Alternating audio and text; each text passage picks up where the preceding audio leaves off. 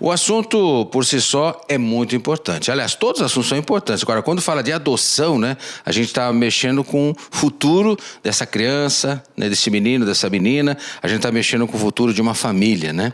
E a gente sabe que demora muito, eu não sei por que demora muito, mas os números, mas nada melhor do que a gente perguntar a Elaine, que é colaboradora do Fórum aqui da cidade de Brusque, para falar um pouco desse assunto. Ela é assistente social, para falar esse assunto, de certa forma, polêmico, ao mesmo tempo tão importante, para a gente poder ter caminhos novos na nossa sociedade.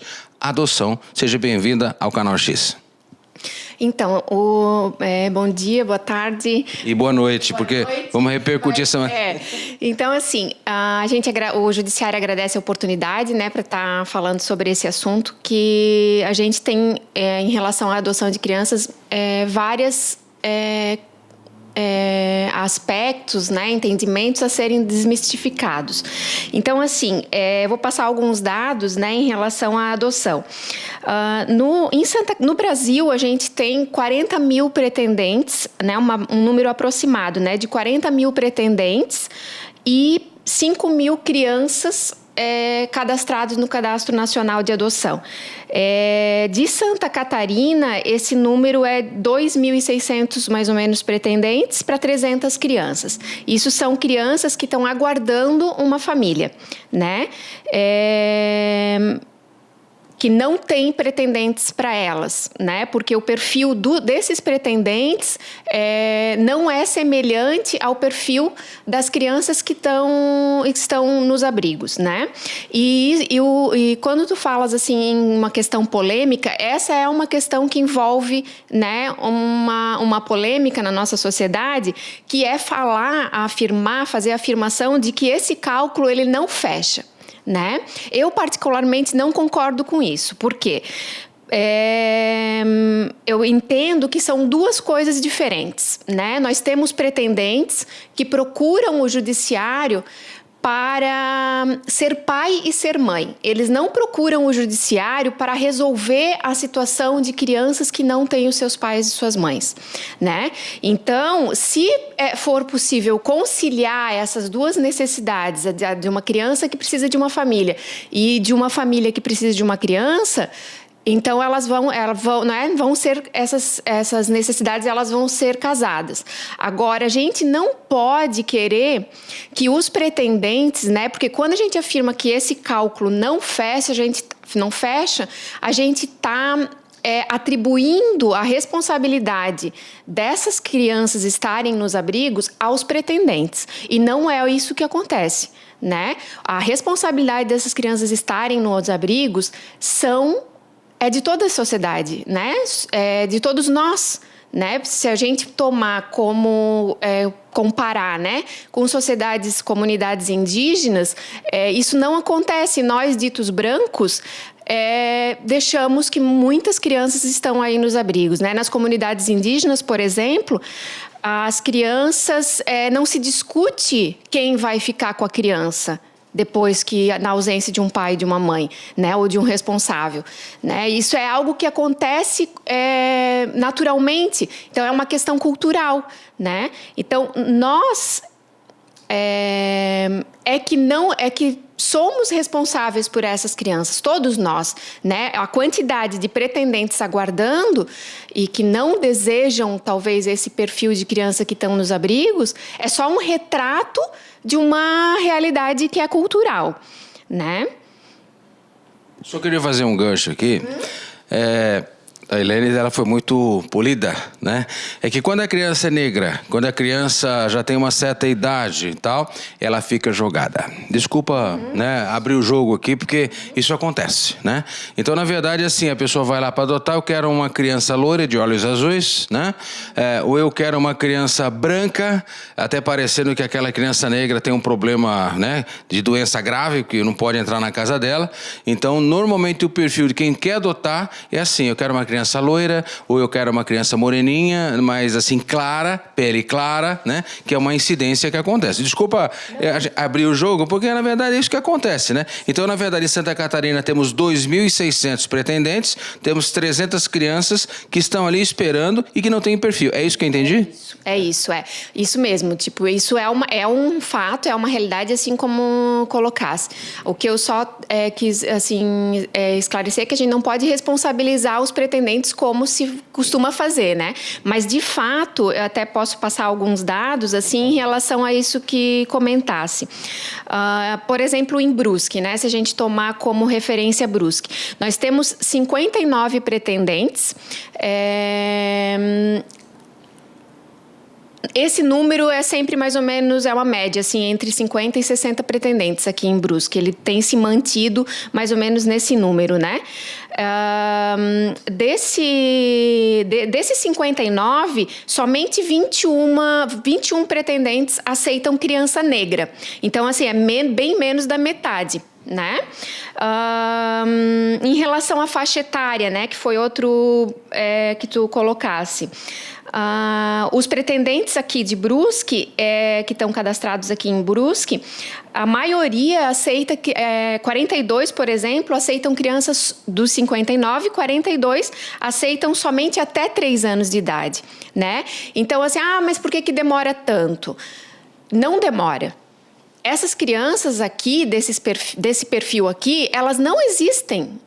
Elas simplesmente não existem, elas não estão esperando uma família, né? E assim que houver uma destituição, ela vai para o primeiro da fila imediatamente. Então, ela não vai ficar esperando, né? As crianças, né? Então, trazendo um pouquinho desses dados, né? As crianças que estão nos abrigos, elas são, né, como mencionasse, grupo de irmãos, né? Então, só para a gente ter um exemplo, tá?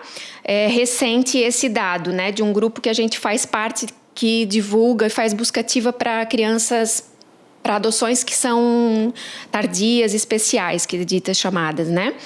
Então, assim, 5 irmãos negros saudáveis, certo? Não tem pretendentes para eles, né? Qual que é a idade deles? É um menino de 15 anos e 4 meninas de 17, 13, 11 e 9 anos. Né? Então, assim, eles não têm problemas de saúde, mas eles são negros e estão em 5 irmãos. Não tem pretendentes hoje que aceitem cuidar de 5 crianças, né? Com exceção da Ana, que depois ela comenta um pouquinho, né, sobre a adoção que ela está realizando. Que mais? Assim, por exemplo, tem crianças, mas eu fiquei sabendo que tem uma criança lá de 1 ano e meio lá no abrigo tal. Tem. Essa criança, ela é portadora de microcefalia, usa traqueostomia e sonda, né? Então, tem criança? Tem. Mas ela tem uma peculiaridade de saúde em que não existem pretendentes para ela, né? Então, assim, teria vários exemplos, né? 4 irmãos que são pardos, 9, 6, 8 e 5, né? Então, assim, e a prioridade é mantê-los juntos, né? Hoje tem acontecido, quando é um número maior, né? Depois de fazer as buscas e não encontrar pretendentes para eles, tem acontecido alguns juízes que têm concordado em separá-los, né? A gente já aconteceu aqui na nossa comarca de receber de outra comarca e foram separados. Normalmente eles estabelecem uma condição que é manter a convivência dos irmãos, né? Então essas duas famílias que não se conhecem e tal, elas vão passar a conviver para que essas crianças, esses irmãos, possam estar convivendo. Helene, uma coisa que me chama a atenção, eu queria te perguntar, o judiciário, você pertence ao judiciário nosso, né? Você está perto do juiz e tal. Essas crianças, esses irmãos que estão ali no abrigo, né? Eles foram lá por quê? Separação, droga, álcool, prisão. Você pode falar sobre por que eles foram para lá? Todos, né? Diz de um modo geral, né? Sempre está relacionado à dificuldade dos pais no exercício, né, da sua função parental. tem uma grande parte dessas situações que envolve o uso de droga, né? Então, assim, acredito que dá para afirmar, não tenho dados sobre isso, mas dá para afirmar que um grande número dessas situações tem a dificuldade de exercer também está relacionada ao uso de drogas. Por exemplo, a gente tem a possibilidade, né, é prevista no Estatuto da Criança e Adolescente, de que a mãe possa entregar o seu filho para a Justiça da Infância, né? E a gente tem observado, assim, nas últimas que aconteceram aqui em Brusque, as últimas entregas, né, que são espontâneas. Então, a própria genitora, ela procura o judiciário afirmando que ela não tem condições para ficar com aquela criança. Dificilmente essa mãe, ela é só por uma condição social, né? Tipo, no caso, financeira. A maioria delas, as últimas pelo menos, foram de que são usuárias de droga e que sabem, né, assim, reconhecem que não contam com condições para cuidar daquela criança. E também tem algumas, né, que vêm por uma questão que envolve todo um contexto, que é de o genitor não estar assumindo a paternidade, de estar sozinha, de não ter o apoio da família, né? Mas a maioria das situações que a gente atendeu nos últimos anos aqui em Brusque foram envolvendo o uso de drogas. Essa criança de 1 ano e meio, essa criança muito que especial, você pode falar para nós o porquê que ela está lá no abrigo? Além, claro, por si só da doença dela, mas porque a mãe ou o pai abandonaram essa criança ou levaram essa criança voluntariamente, ou por uma questão de proteção a essa criança com esse problema de doença, essa criança de 1 ano e meio, ela foi lá por quê? Uhum. Então, essa situação aqui não é uma situação de Brusque, né? Então, eu não sei dizer o que aconteceu na situação dela. Mas eu posso afirmar que dificilmente as crianças vão para os abrigos por conta só de uma situação de saúde, por exemplo, né? As situações que levam o juiz destituir uma criança, né, quer dizer, os pais do poder familiar em relação a uma criança ou adolescente, está essencialmente, né, comumente vinculada ao fato de eles não estarem conseguindo garantir os direitos dessa criança. Então, pode ser que, por exemplo, nessa situação da doença, da microcefalia e tal, além de outros aspectos, eles não estão conseguindo atender essas necessidades da saúde, né? Mas, em sua maioria, não é específico, né? Tem uma série de fatores que envolvem aquela situação. E, assim, pelo menos o que eu tenho acompanhado aqui em Brusque, o nosso juiz dificilmente tira uma criança de um pai se realmente não tiver vários elementos que mostram, que comprovam que essa família não tem condições de exercer, né, a sua função parental. Elas normalmente envolvem diversas situações, né? Então, é só porque é usuário de droga? Não. Porque, normalmente, a primeira possibilidade que se dá é de eles fazerem tratamento, né? Só que quando há a destituição, é porque já tem tanta coisa ali envolvida que já não dá para esperar por esse pai e por essa mãe, né? Então, quando o juiz destitui, ele está decidindo que essa criança ela não vai mais esperar para que esse pai se recupere, para que esse pai consiga perceber as necessidades de mudanças. Lar Sagrada Família é a que abriga essas crianças ou tem uma outra entidade que abriga essas crianças? Aqui em Brusque. Aqui em Brusque, de acolhimento que hoje está sendo denominado, né, os abrigos estão sendo denominados como serviço de acolhimento institucional, é só o Lar Sagrada Família. Tem agora aqui em Brusque uma outra modalidade de acolhimento, que é o acolhimento familiar. Então, é a prefeitura que organiza e que administra esse serviço, que se chama Serviço em Família Acolhedora, né? Então, eles cadastram famílias que estejam interessadas em somente exercer esses cuidados, né? Então, eles não têm intenção em adotar essas crianças. Eles vão somente exercer os cuidados enquanto se decide a situação delas, se elas vão retornar para a família ou se elas vão ir para a adoção. Então, né, o serviço é composto por uma equipe técnica de assistente social e psicólogo que vai avaliar essa família, vai fazer um curso com ela, passando todas as informações que ela precisa saber. E a criança, então, retirada da sua família, em primeiro lugar, o juiz, né, o Dr. Michael Favaretto é o nome dele, ele tem hoje tomado, né, nas decisões em que se percebe a necessidade de tirar a criança, a primeira decisão dele é acionar o serviço de família acolhedora para verificar a possibilidade e a existência de família que possa acolher essa criança. Então, ela vai para o abrigo, né, para o Lar Sagrada Família hoje, somente se não tiver uma família que possa acolher ela em família. Isso porque né, vários estudos indicam da necessidade da criança permanecer na sua família, né? Então, se não é possível que ela permaneça na sua família, a gente vai tentar encontrar uma outra para que ela possa continuar a vida normalmente enquanto se resolve a situação dela, tentando facilitar o desenvolvimento infantil dela, né? Porque por melhor que seja a qualidade de um abrigo, né? Do lar, por exemplo, o atendimento individualizado, como é na família acolhedora, é o que contribui para um desenvolvimento infantil mais saudável.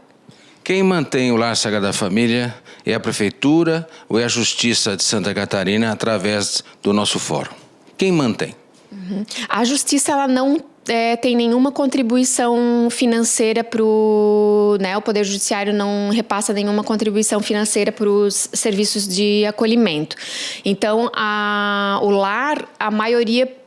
pelo que eu tenho conhecimento, se mantém com recursos próprios e doações, né, e tal, mas também tem as 3 prefeituras aqui da nossa comarca, que compõem a nossa comarca Brusque, Botuverá e Guabiruba, me parece que passam algum tipo de recurso financeiro para que eles estejam acolhendo quando tem alguma necessidade. Eu não sei como é que está hoje, porque teve algumas dificuldades ali de contrato e de renovação de contrato e tal, então não posso afirmar que realmente eles estejam recebendo, né? Há um tempo atrás recebiam, então, um dinheiro que daí é público, né? Do Poder Executivo, né? Uhum. Okay. Bom, eu quis esmiuçar um pouco, eu conversei daqui a pouco, eu falo com a Ana Paula, né? Elas têm outro compromisso aqui, mas a gente é um assunto muito importante, né? O que eu gostaria de passar para vocês e para a nossa sociedade é um pouco daquilo que eu conheci em outros lugares, né? Especificamente fora do Brasil, né? Eu valorizo muito, e um dia, tomara a Deus que o Brasil valorize o trabalho da assistente social, né? Dos psicólogos, né? De todos. Sabe por que eu falo isso, Helene? Pelo seguinte, por exemplo, na Europa toda, a preocupação o que é? Valorizar a família, essencialmente oriundo de um pai e de uma mãe, uma criança, né? Então, o acompanhamento desde o nascimento de uma criança, isso é um fato que acontece lá fora. Tomara a Deus que um dia o Brasil tenha isso. A assistente social vai na casa dessa mamãe, desse papai, e se for detectado algum problema de droga, problema de álcool, problema de realmente falta de estrutura familiar para que essa criança, esse menino, essa menina tenha uma condição normal de vida, de proteção familiar, né? Ela vai continuar. Mas é uma fiscalização não para punir, mas para poder fazer com que essa criança cresça num ambiente saudável, familiar. Pai, mãe, né? No sentido literal da palavra, cuidar desse bem, que é um bem social. A criança é o futuro de qualquer país, de qualquer sociedade. Então, o que acontece? Se, em algum momento, a assistente social detectar lá na Inglaterra, lá em Portugal, na Itália, na Alemanha, que esse pai, que essa mãe não está conseguindo cumprir o seu papel, de pai, mãe, de proteger, educar, alimentar adequadamente, proteger e ser um bom exemplo para essa criança, o Estado vai, através dessa ação da assistente social, dos psicólogos, né, através de visitas, quando for detectado esse problema, o Estado vai e retira essa criança e coloca, sim, em adoção imediatamente. Né? Por quê? Para proteger a própria sociedade. O que a gente vê no Brasil hoje, isso...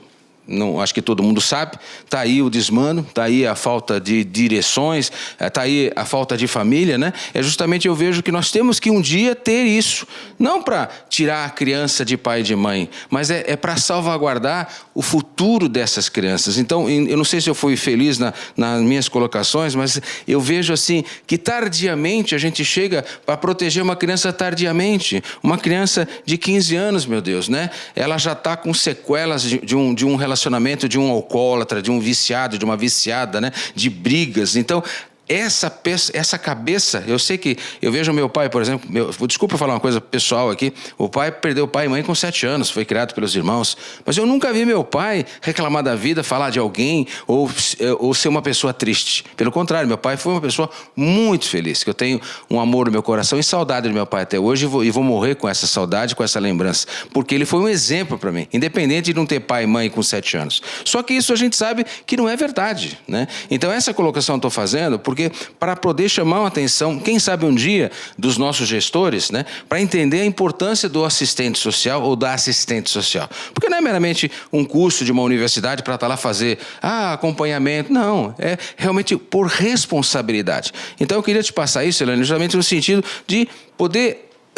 Quem sabe um dia a gente ter não só a valorização profissional, mas a função social, que o próprio nome diz, assistente social, né? Para a gente proteger a nossa sociedade. Eu não sei se você tem esse entendimento, mas eu queria realmente, nessa entrevista, deixar marcado esse posicionamento, não meu, mas é uma coisa que a gente vê que lá fora usam isso, praticam isso e salvaguardam, com certeza, uma sociedade. Sim, é muito importante isso que estás, essa reflexão que estás fazendo. Assim, a gente tem no Brasil uma dificuldade muito grande com o número de profissionais para atender tanto no judiciário quanto nas políticas públicas, né, do Poder Executivo.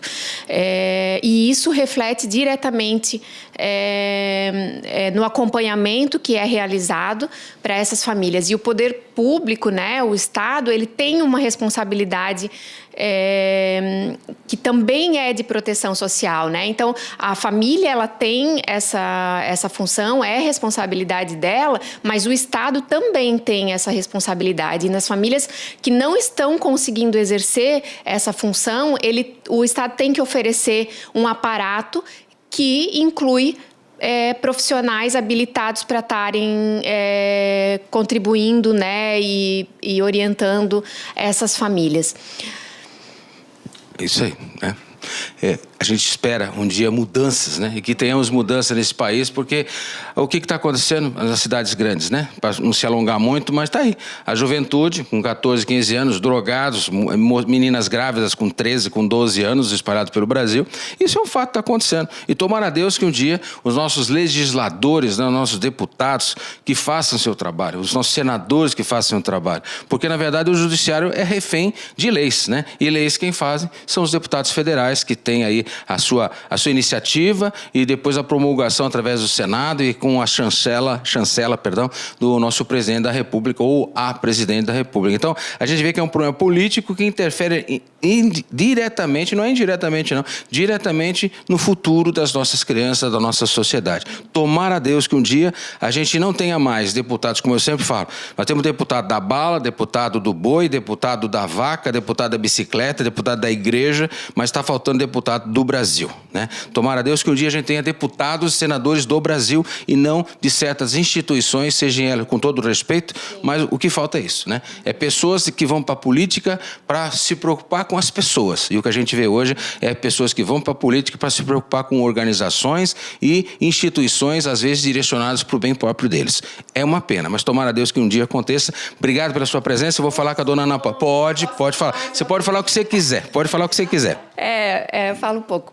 Assim, ó, uma coisa que tu falou sobre, por exemplo, né, tu comentou do menino, né, que é muito tarde, 15 anos e tal. Uma outra situação que eu acho que é importante também a gente falar, que tem a ver com isso que tu comentou, em relação aos profissionais, né, a ausência de profissionais, de número suficiente, quer dizer...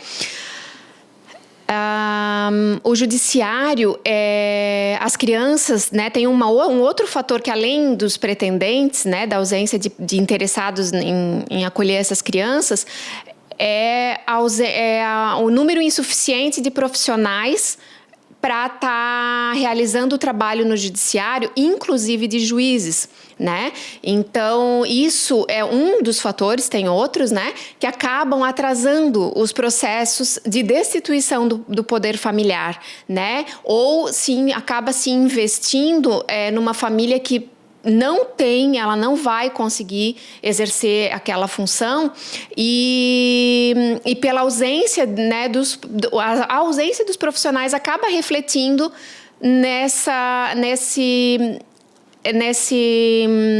em estender mais o tempo de avaliação, de acompanhamento dessa criança, né?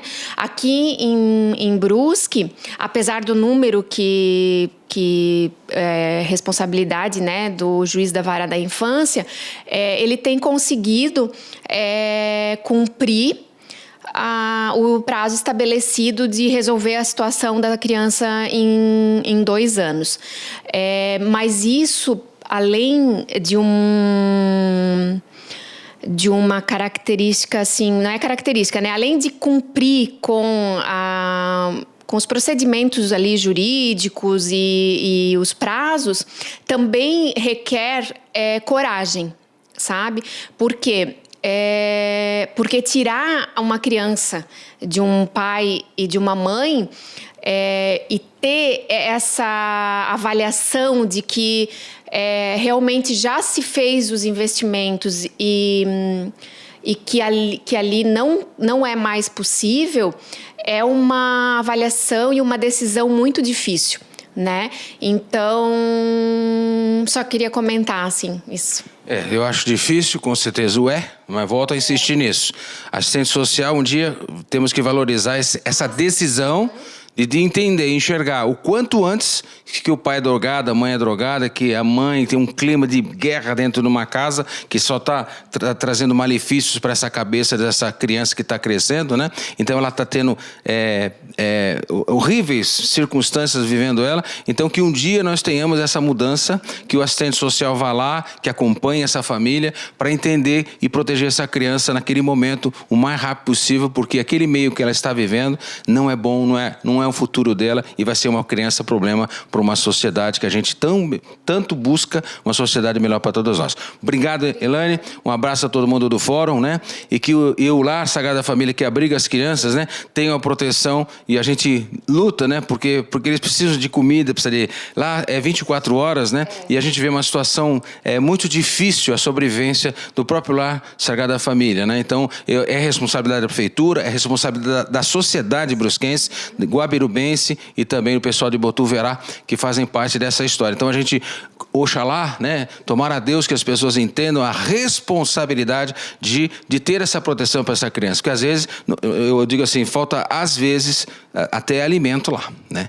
E é lamentável isso que está acontecendo, né? Em detrimento a todas as instituições que fazem um trabalho maravilhoso em nossa sociedade. Então, a sociedade tem que entender a importância dela própria estar protegendo as instituições, bem como entender que a responsabilidade da prefeitura, sim, mas entendendo que o Estado, a federação tem a sua responsabilidade, não pode jogar só nas costas da nossa prefeitura também. Obrigado pela presença, fica um pouquinho aqui. Você viu que eu falei bastante com ela, né? Quer dizer que você é presidente de um grupo de adoção e você também adotou. Sim. Ana Paula, né? Seja bem-vinda. Obrigada, eu quero agradecer a oportunidade do Canal X que está nos abrindo, né, esse espaço. E realmente, né, eu participo, sou voluntária do grupo de adoção de Brusque, o GEAB. E também sou mãe por adoção, né? Meu sonho se realizou vai fazer 2 meses ainda, eu tô de resguardo ainda. E como é que é esse sonho, né? Você não pôde ser mãe, naturalmente, tal. E essa busca demorou quanto tempo? Bom, na verdade, eu não posso ser mãe, não. Eu sou mãe já, eu tenho 2 meninos, né? Um de 13 e um de 7. E me surgiu já o desejo de adotar há 7 anos atrás, quando eu estava grávida, né, do meu menor. E por que adotar? Como que eu posso dizer para ti assim, ó? Eu sou filha única. Meu marido também é filho único. Então, assim, a gente, Natal, família...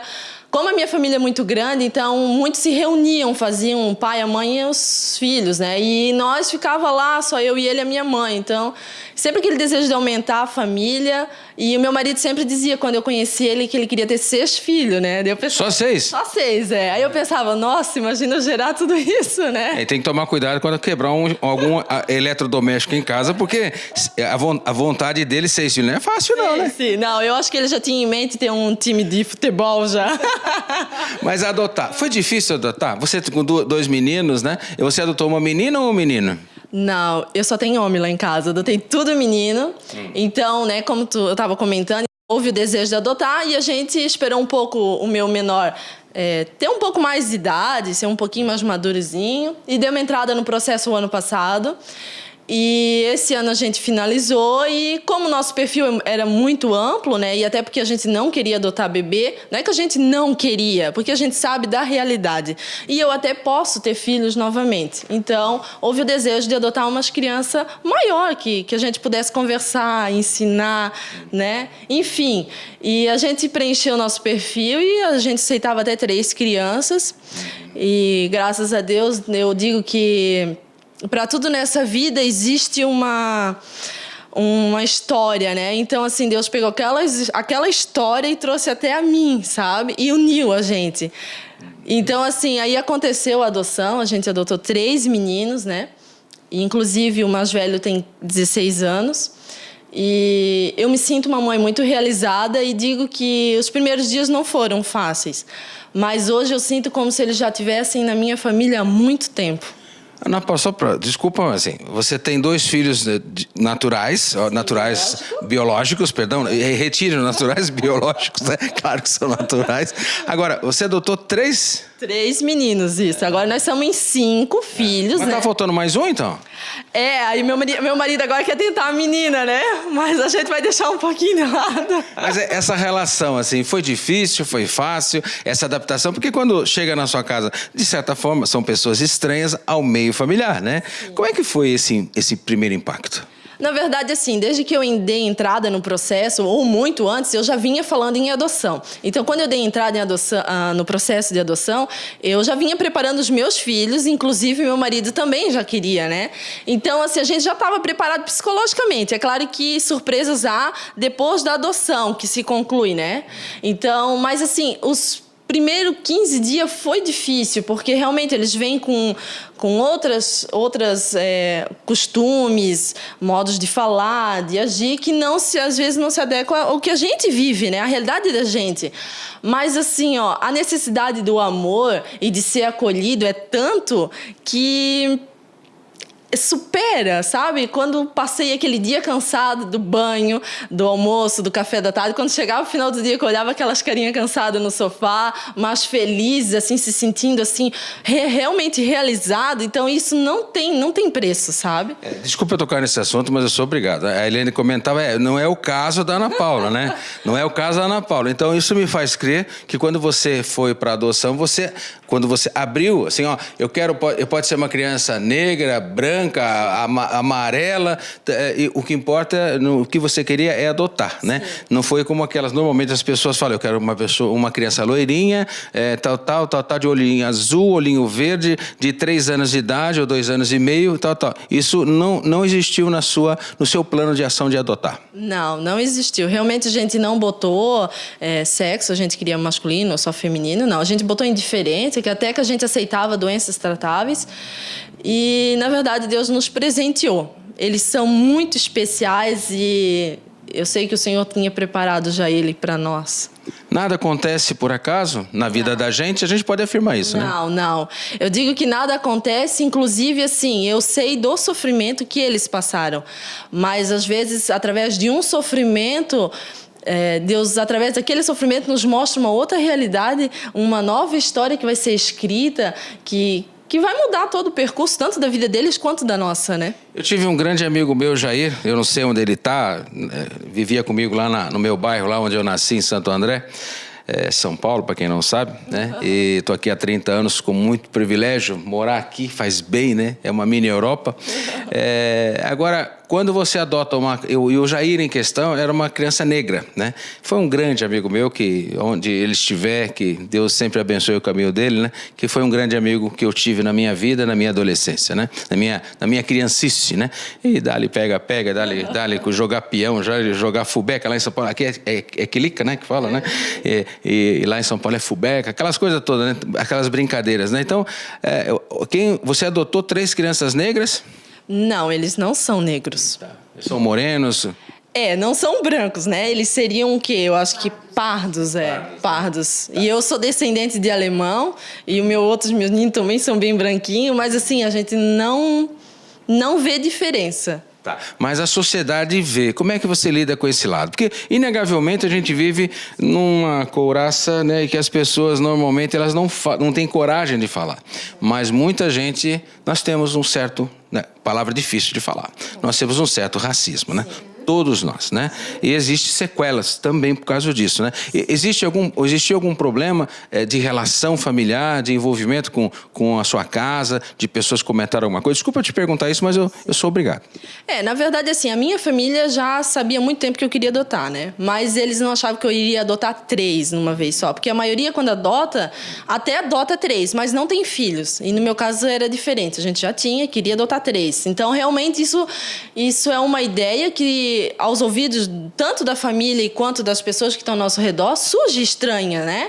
Então, assim, mas o que eu vou dizer? Eu como mãe e como meu marido, a gente não olhou muito para esse lado. A gente conversou muito com nossos familiares. Inclusive, a sociedade, os amigos, alguns de fora também acham que a gente fez uma loucura, que a gente se precipitou, como tu vai dar condições de sustentar todas essas crianças. E eu quero dizer que condição quem faz é a gente, né? Isso. E assim, mas eu evito muito de sair com os meus filhos em locais que eu sei que talvez eles vão poder sofrer um bullying, né? Algum bullying, algum preconceito. Mas Então eu evito, assim, a gente vai em locais que a gente sabe que vai ser bem recebido, para que eles se sintam realmente protegidos. Que é uma grande mentira, né? A gente vive numa sociedade que ela rotula. Tem que ser isso, tem que ser aquilo, né? E nós temos que entender que ser humano somos nós, né? Que qualificamos ou selecionamos pessoas ou crianças, né? É um absurdo isso, né? Mas, infelizmente, vivemos uma sociedade que rotula. Na verdade, assim, eu quero dizer uma coisa, né? Que eu sinto muito quando eu estou com meus filhos em vários lugares que a gente vive, né? Na sociedade. Assim, as pessoas são muito egoístas. Muito. E muito sem amor. Na verdade, eu digo assim, elas estão tão secas que elas não têm o que dar. Então, quando elas vê alguém que dá, elas, que nem você falou, já julgam, te rotulam por... Você é louca, guria, tu tá... Meu Deus, como é que tu dá conta? Gente, isso não é anormal. Gente, é família. O que está acontecendo hoje em dia é o quê? As famílias estão diminuindo e quando não diminui, simplesmente se separam.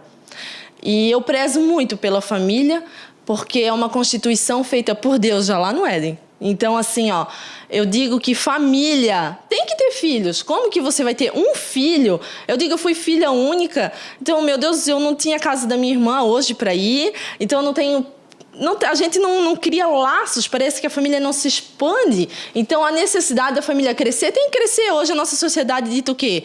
Família é o quê? O máximo 1, 2 filhos. Né? E não é o que antigamente existia. Claro que antigamente era outra história, mas É possível, sim, se viver em família e ter uma família grande e você não precisa ter para sobrar ou para você ter um tênis de marca ou uma boa faculdade porque o pai paga. Não. O que você precisa ter na tua casa? Eu acredito o seguinte, tá em família, você vai comer bem. Né? Eu não acho que não existe esse negócio que eu preciso estar em restaurante todo dia, não. Eu estou em casa com a minha mesa farta lá, farta de filhos, e é alegria, gente. A gente se alegra, às vezes, em comer um arroz com ovo. Às vezes a gente tem mais, mas assim, a gente vive. É possível, sim, se viver uma família maior. O que precisa, sim, é se entregar. E amor é uma atitude. Eu estou emocionado. Todo dia. Não... Amor, porque se ama mais cachorro. Porque eu vou dizer, a gente como grupo, a gente fala, divulga no Face, divulga na rádio.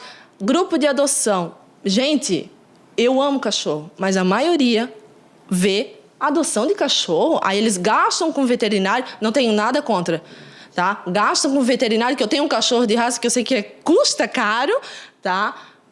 Tenha uma dedicação e a causa pela adoção de cachorro é muito mais levantada do que a causa de adoção, porque nós estamos falando de pessoas, não de animais. Então, assim, eu vejo muito essa bandeira ser levantada e pouco essas crianças estão lá abandonadas e eu vou dizer, não mexe comigo nem com você, sabe por quê? Porque elas estão no acolhimento, não estão aos nossos olhos, não são visíveis, então não, é como aquele ditado que diz, né? O que os olhos vê, o coração não sente, né? O que os olhos não vê. Não vê, o coração não sente. É verdade. Só queria fazer um adendo também. Nossa, eu lembrei da época de criança, né? Quantas vezes o pai trabalhou 21, 22 anos numa fábrica, terceira turma, porque não tinha dinheiro, era diferente, o crédito não existia, né? Esse negócio de crediário não existia pacotinho de 250 gramas, era tudo granel e tal. E quantas vezes a gente comeu ovo com pão, pão com ovo, né? Arroz com ovo, né? E a gente era muito feliz, né? Graças a Deus, por isso que eu tenho uma saudosa lembrança do meu pai, eu vou morrer lembrando dele e tendo um carinho muito grande por ele, porque eu sabia da luta que ele tinha para cuidar dos seus filhos, né? Mas você tem bom coração, tá? Eu gostei de você também tem bom coração, viu? E, aliás, todo mundo está nos vendo tem bom coração, né? Porque o que vale na vida é isso, a gente não vai levar nada, gente. Eu sempre falo isso, né? Gratidão a Deus é você... as pessoas, né? Desenvolver as pessoas, né? Porque daqui nós não vamos levar nada de material mesmo, né? Tem gente que pensa que vai levar, né? Mas tá errado, né? Vamos falar do GEAB, onde está, para o pessoal saber mais, querer conhecer mais, quando vocês se encontram, tem um telefone de contato, que tem gente que é carente dessas informações. É muito importante a Ana Paula passar os encontros, condução, para o pessoal querer saber mais. Esse é o nosso trabalho. Sim. Então, eu quero convidar vocês que estão nos assistindo aqui no Canal X para participar, conhecer mais o trabalho do GEAB. A gente é um grupo de estudos e apoio à adoção, então a gente auxilia, né? Encaminha, mostra o caminho, você vai ter depoimentos lá, vai conhecer histórias que mudam uma geração, né? Então, assim, a gente se reúne toda segunda, quarta-feira do mês na Sociedade do Bandeirantes, às 19h30. Mas hoje eu vim aqui fazer um convite muito especial. Esse mês é comemorado agora dia 9, que passou agora, dia 9 de novembro, é comemorado o Dia Internacional de Adoção. Então, a gente está levantando essa bandeira. Na verdade, a gente quer chacoalhar com a cidade, com o Estado e com o Brasil. Aonde que a gente está? Eu acredito que a pessoa tem que fazer na sociedade a sua parte. E a gente, como grupo, está tentando fazer essa parte de expandir, de esclarecer as dúvidas e questões sobre a adoção. E a gente está aqui para convidar vocês. Esse mês, a gente não teve a nossa reunião mensal, mas a gente vai ter dia 24 agora de novembro, às 6 horas. Nós teremos na Câmara de Vereadores. Nós estamos fazendo uma roda de conversa sobre acolhimento e adoção. Inclusive, a gente está trazendo a Janice, que é uma assistente social, que trabalha muito com acolhimento, inclusive a Elaine comentou sobre a família acolhedora, né, como que ela é importante.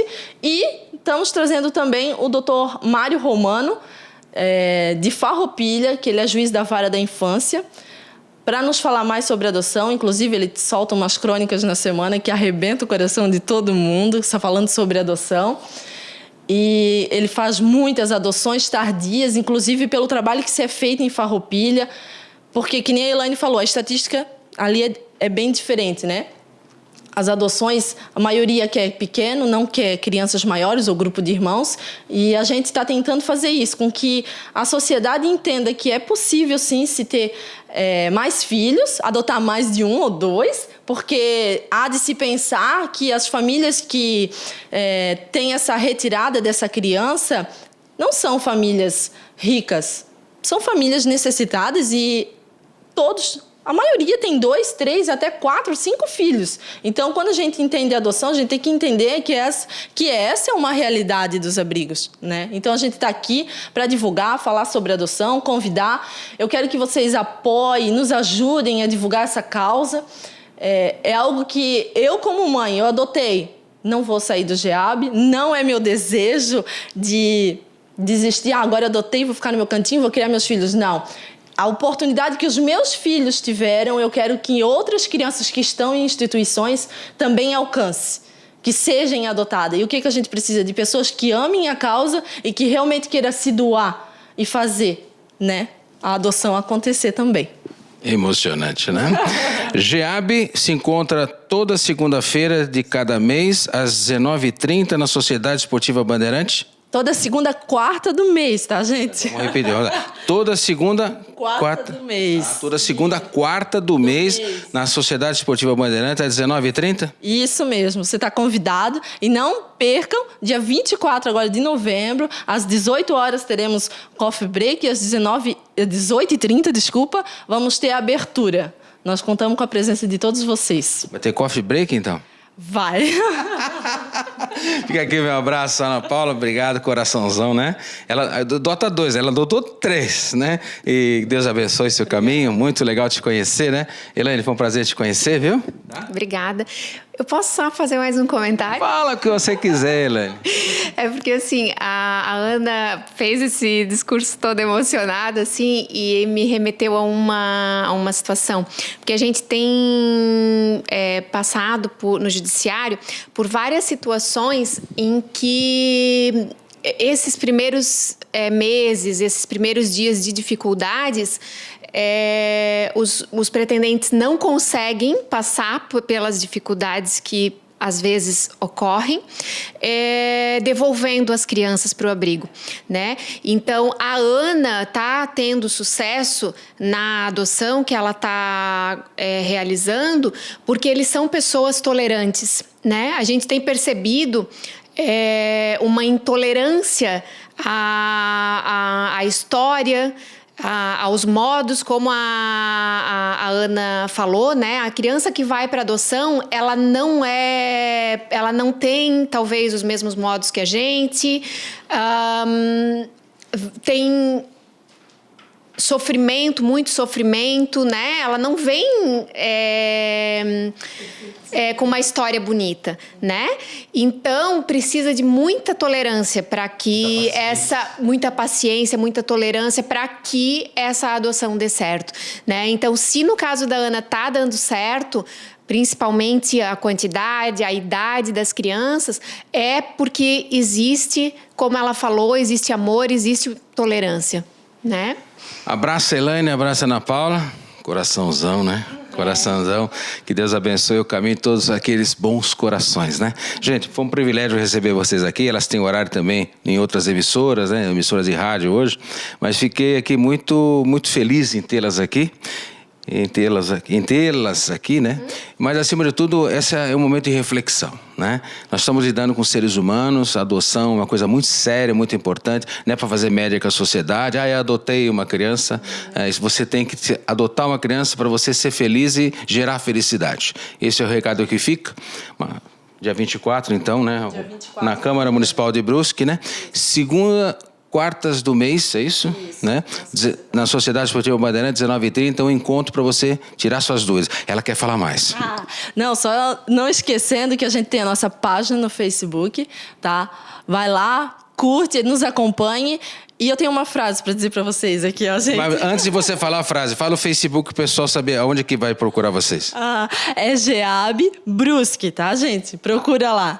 GEAB Brusque, procura lá. Você vê que eu estou imitando ela. O recado pra galera, pra gente fechar essa matéria. Sim, gente, não espere por um filho. Vá ao seu encontro. A gente volta daqui a pouco. Adoção, uma responsabilidade para todos nós, a gente pensar nisso, né? Um abraço a todos. Obrigado pelo carinho e pela sua audiência.